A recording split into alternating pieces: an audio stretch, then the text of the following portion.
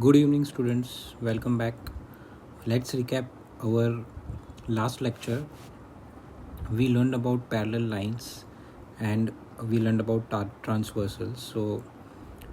When a line is drawn uh, passing through two lines in two distinct points, then that line can be called as transversal of those two lines. Like, for example, here is N is transversal to line L and M.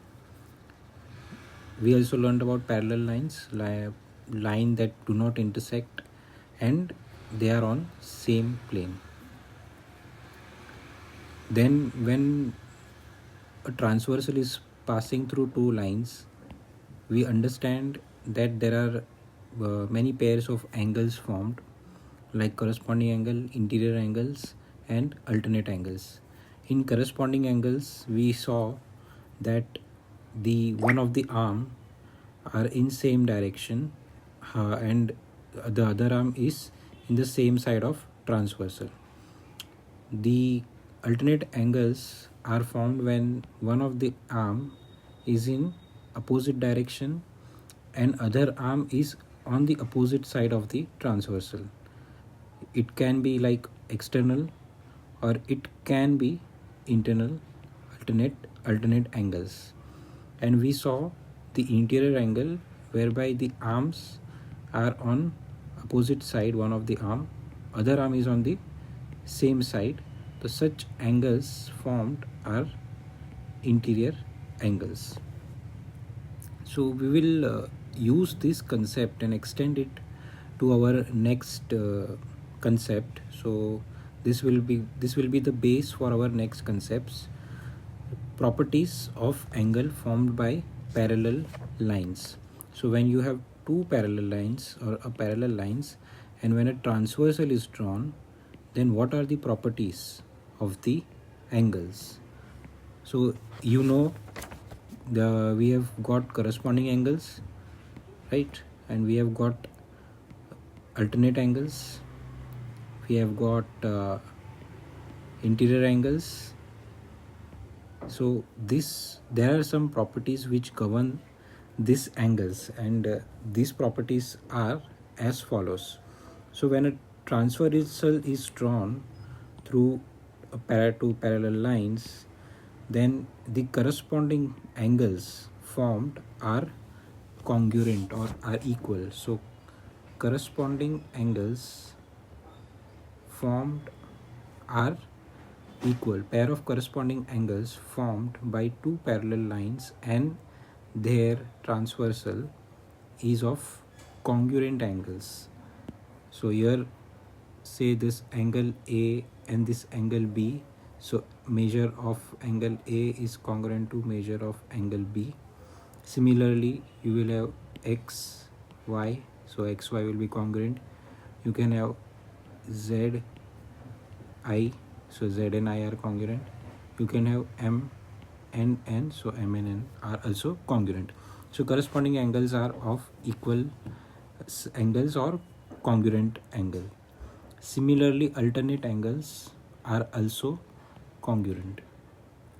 So when alternate angles are formed, the pairs of alternate angle, may be internal or external, are congruent. Okay. Similarly, these are also congruent. And there are interior angles that are formed. So you have two lines and a transversal, and you draw like a transversal.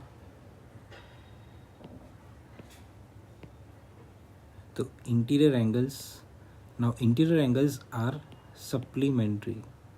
So they are not congruent but they are supplementary. So measure of angle say X plus measure of angle Y will be equal to 180 degrees.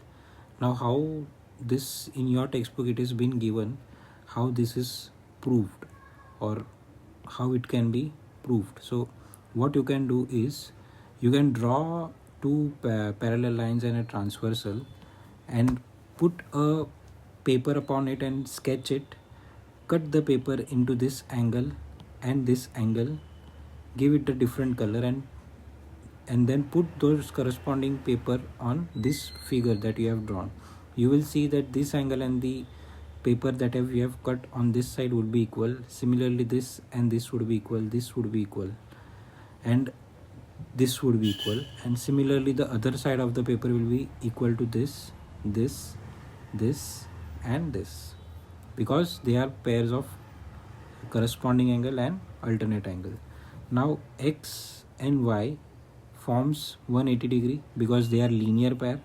Now x and this x is equal, y and y is equal, but x plus y is 180. So here also interior angle will also be 180. So pair of interior angle are supplementary. So in your textbook there are many examples given, and I can just, for the sake of our understanding and further processing, I will just arbitrarily make one example. Suppose this angle is measuring 70 degree, okay, and we have two lines that is parallel, say line line AB and line CD, and I have drawn a transversal, say MN. Now measure angle, and they are meeting at say OP. So measure angle AOM is given as 70 degrees. So now quickly pair of corresponding angle AOM CPO will be equal. So a measure angle CPO will also be equal to 70 degree because of corresponding, they are corresponding angle. Similarly, measure angle AOM and measure angle NPD will also be 70 because they are pair of exterior alternate angle. So measure angle AOM is equals to 70 degree. Measure angle NPD will be also equal to 70 degree. Now this is 70, so this angle BOP will also be 70.